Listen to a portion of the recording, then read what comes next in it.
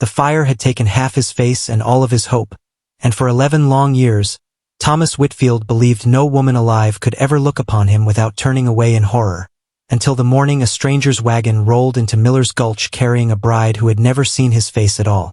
If you believe in kindness, in faith, in redemption, and in the second chances that Providence sometimes grants to the most broken among us, I ask you to like this video, leave a comment, share it with someone who needs hope today, and subscribe for more stories like this one. Now let us begin. The town of Miller's Gulch sat in the shadow of the Wyoming foothills, a scattering of clapboard buildings and dust-choked streets where the wind never seemed to rest. It was 1879, and the territory was still wild enough that a man could disappear into it and never be found, which suited Thomas Whitfield just fine.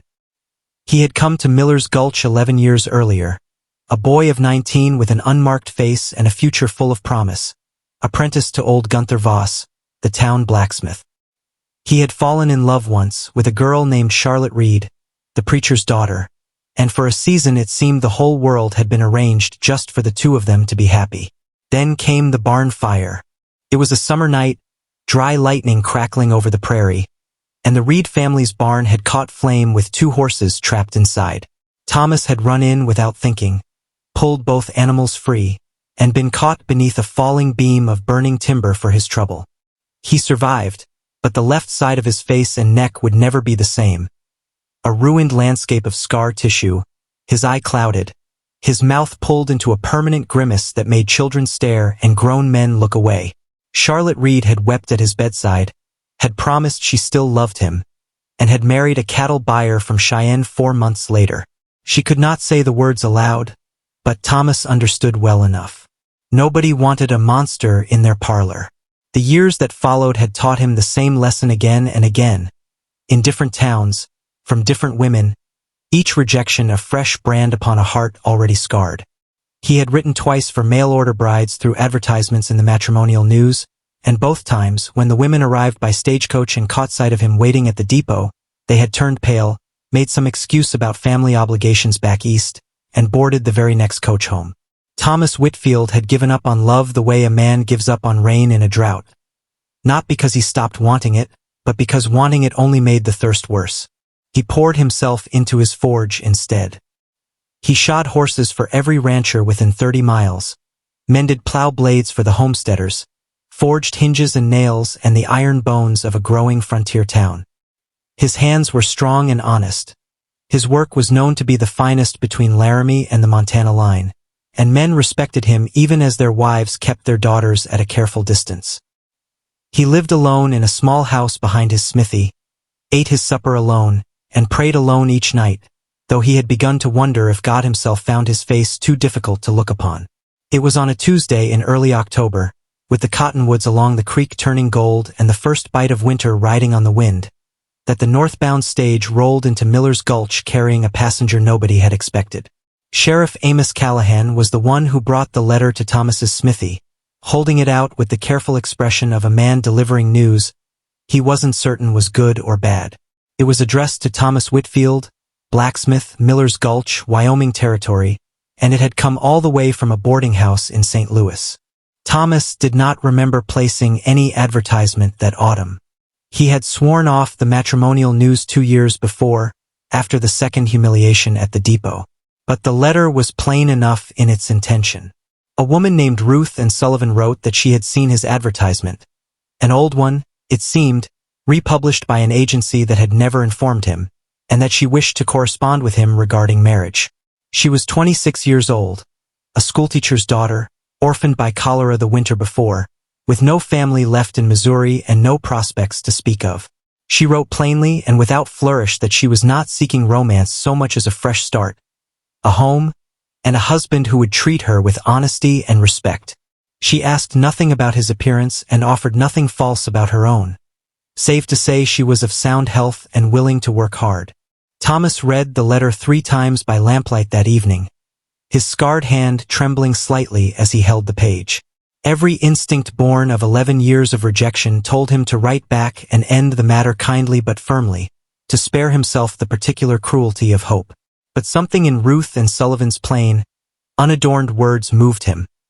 She sounded like a person who had also been left behind by the world, who understood something of loss.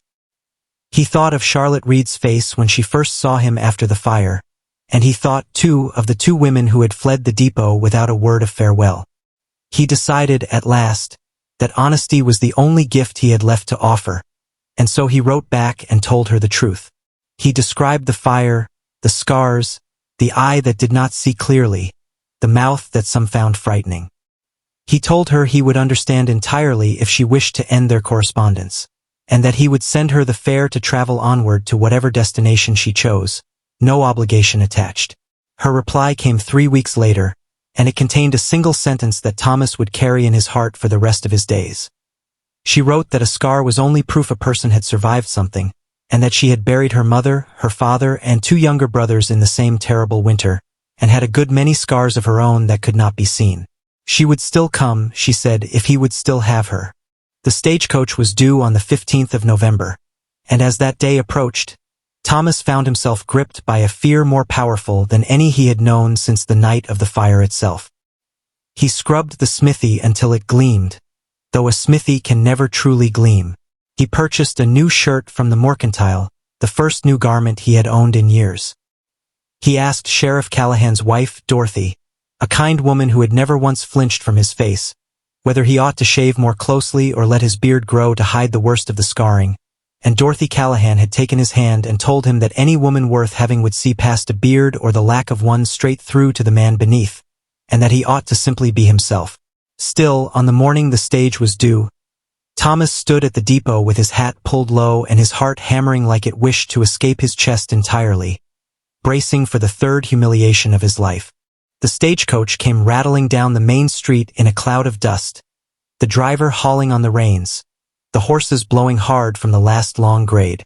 Thomas watched the door, every muscle in his body coiled tight, ready to absorb the blow of another woman's horror. The door opened, and a young woman stepped down onto the dusty boards of the depot platform, smoothing her traveling dress with hands that were chapped from work rather than soft from idleness. She was not a great beauty in the way the dime novels describe such things, but she had a strong, honest face, chestnut hair pulled back beneath a plain bonnet, and eyes the color of creek water in shadow. She looked up, searching the small crowd, and her gaze found Thomas Whitfield standing apart from the others as he always did. His scarred face turned slightly away out of old habit. Ruth Ann Sullivan did not turn pale. She did not gasp, did not look away, did not reach for some excuse to flee back into the coach. She walked directly toward him across the platform, and when she stood before him, she looked full upon his ruined face with the same steady, searching gaze she had used to find him in the crowd, and then she extended her hand and said that she was glad to have finally arrived, for the journey had been a long and tiresome one, and she hoped he did not mind that she was covered in trail dust. Thomas Whitfield, who had prepared himself for rejection with the same grim discipline a soldier prepares for battle, found himself entirely undone by simple, ordinary kindness. He took her hand, and his voice, when it came, was rougher than he intended, thick with an emotion he had not permitted himself to feel in a very long time. They were married 8 days later in the small white church where Reverend Dobbs had preached for 20 years, with Sheriff Callahan standing as witness and Dorothy Callahan weeping openly into a handkerchief throughout the entire ceremony, though she claimed afterward it was only the dust in her eyes. The town of Miller's Gulch, which had watched Thomas Whitfield endure his solitary sorrow for over a decade, turned out in surprising numbers to see the blacksmith wed, and there was a kind of collective holding of breath among the townsfolk, a sense that something rare and fragile was being entrusted to their keeping. The early months were not without their difficulties, for two strangers building a life together must learn each other's silences as well as their words, and Ruth Ann carried her own grief for her lost family like a stone she set down only slowly, over time. But Thomas discovered in her a partner of remarkable steadiness, a woman who rose before dawn to tend the small garden behind their house, who kept his ledgers with a schoolteacher's precision, who sat with him by the fire in the evenings and asked him questions about his work with genuine curiosity rather than polite tolerance. She never once flinched from his scars, never once suggested he ought to hide his face or turn away from strangers, and slowly, like a man thawing after a long winter, Thomas Whitfield began to remember what it felt like to be looked upon not with pity or horror but with plain, ordinary affection. It was in the spring of the following year that trouble came to Miller's Gulch, as trouble so often does in the high country when the pass is clear and the wandering men of the territory come looking for easy pickings.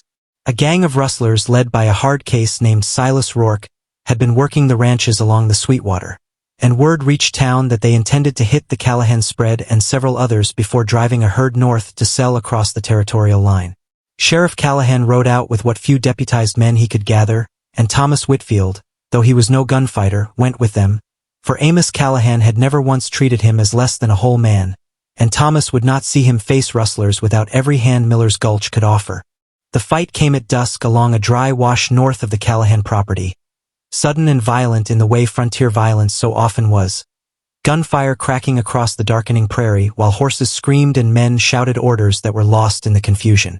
Thomas Whitfield had brought no weapon but an old dragoon pistol he barely knew how to use, but when he saw Sheriff Callahan's horse go down beneath him, throwing the lawman hard against the rocky ground within easy range of Rourke's men, Thomas did what he had always done when someone needed saving.